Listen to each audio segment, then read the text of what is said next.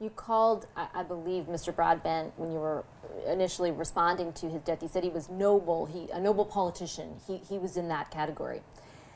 As you think about sort of your own career in politics, and I know you get asked many times, like, how does that compare then versus now? Do you think the concept of a noble politician is still there? You know, the problem is when you're in the fight, we don't see that.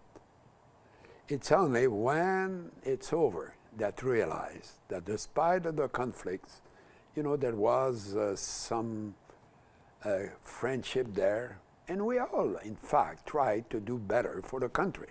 We might disagree on the way to achieve it, but nobody is elected to be a troublemaker.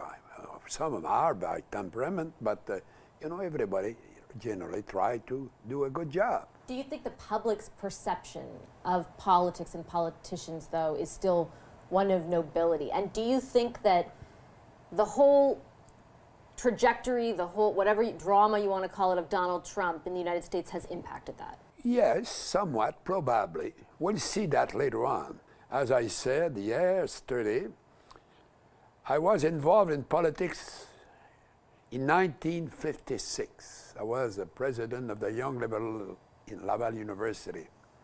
So I watched politics since that time. I never woke up in the morning with one big headline.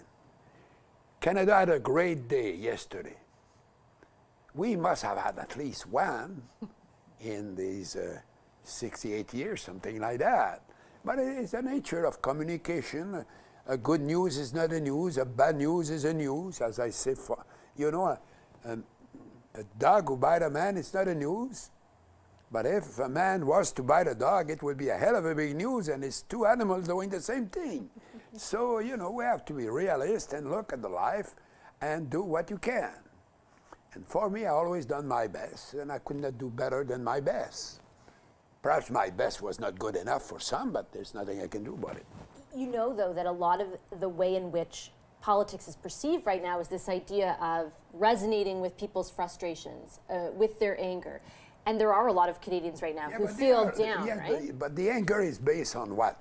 That's what I'm asking. You know, we have the per capita, the lowest per capita debt of the G7. We have the lowest deficit per capita of the G7.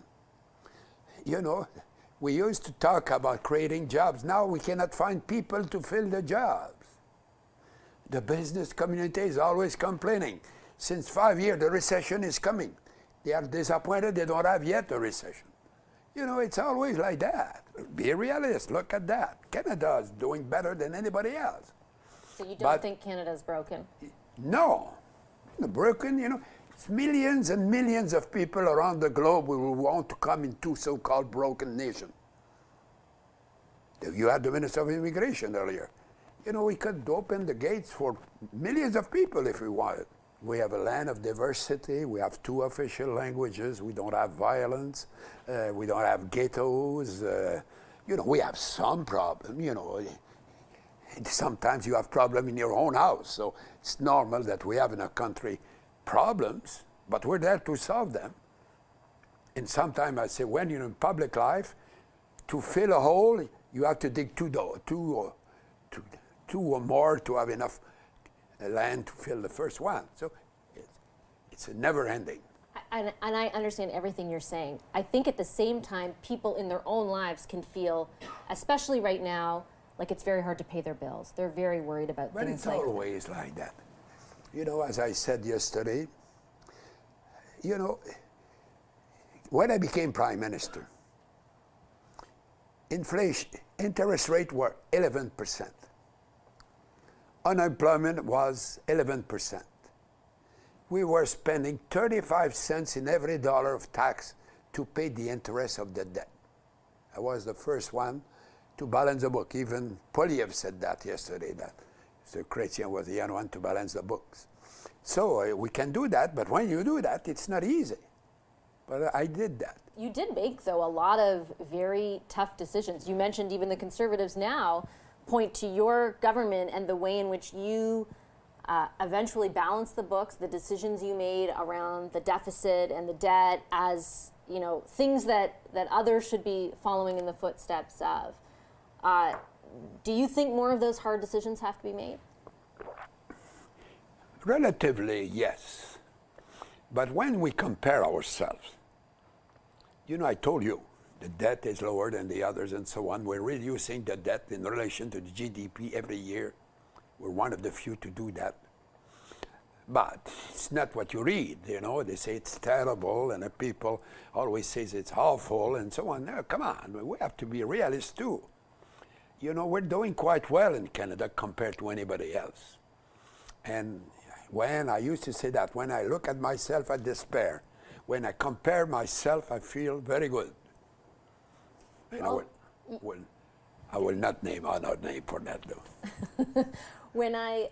You have a unique perspective that not many people I interviewed do on leadership and political leadership. And I know you know there's conventional wisdom in this country, or conventional thought, that when a government reaches 10 years, and you're very familiar with this idea, that it's time to, the electorate's desire for change will overpower it.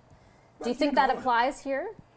But I was there when Mr. Pearson was elected, and he was replaced after 5 years by Pierre Trudeau, who was there for virtually 15 years, and there was a change. But, you know, we could have perhaps win. I don't know. You never know. In politics, the people, just the changing of the leader sometimes. You know, I was way ahead of Mulroney. Suddenly they picked up Kim Campbell. Within weeks, she was ahead of me. And I started to fight. My caucus was desperate. I used to call them nervous Nellies. I said that she was a shooting star, that she had a summer job, and it's exactly what happened. She finished with only 2 seats. And when she became the leader, within a month, she was beating me easily. You know why I'm asking, though. It's because there's a question of leadership now. Should the Prime Minister stay and fight the next election? It is for him to decide, in the interest of him, you know, what is the best for him, what is the best for the party, and what is the best for the country. And it's a very personal decision. How hard is it? You're in such a unique position. Not many of us know what it's like to make that kind of a decision. How hard is it to make it? No, it's easy. You have to make the right decision. A decision is a decision. When you're in your car, you have to make a decision. If a truck is coming, don't turn left. You have to turn right. A truck is coming. So every decision is important. And you will make the decision that he thinks is the best for him and for the country. Some people must tell him he should stay there, and others, not many will tell him that he has to go. I know the name of the game.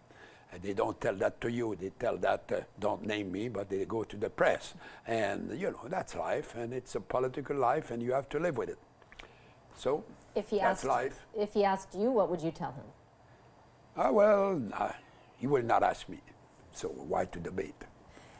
We're talking about decisions. My final question for you, Mr. Chretien, as you look back, and as the country is looking back on your time in politics, you're 60 years since you became an MP, 30 years since you became Prime Minister, 90 years here on Earth. Is there a decision specifically, or something that you did when you were in office that stands out to you as the most consequential one that you made? But many. So it's what is difficult. Some say it's because when I decided we'd balance the books. Remember one of the ministers, who was still a member of Parliament, Lawrence Macaulay, called his wife after the meeting and he said that, darling, I'm back on the farm next election. And he's still there. So it was a very important one. When I passed the Clarity Act, when a lot of people said, don't do that, you will start the storm, and there was no storm. And after that, when I said no to the war in Iraq, it's something it was a very important decision to show that we were not the 51st state of America, that we were an independent country. But you'd make the decision, you have to make the decision. So you make the best decision possible. Which one was the most important? You can decide for me. The people will decide, as you said. They have decided, and they are very nice to me these days. And I'm having a good time at my age. Well, I'm sure on behalf of them and behalf of us here, happy birthday to you, Mr. Chretien. Thank you very much. And I appreciate you making the time for our conversation. Thank you very much.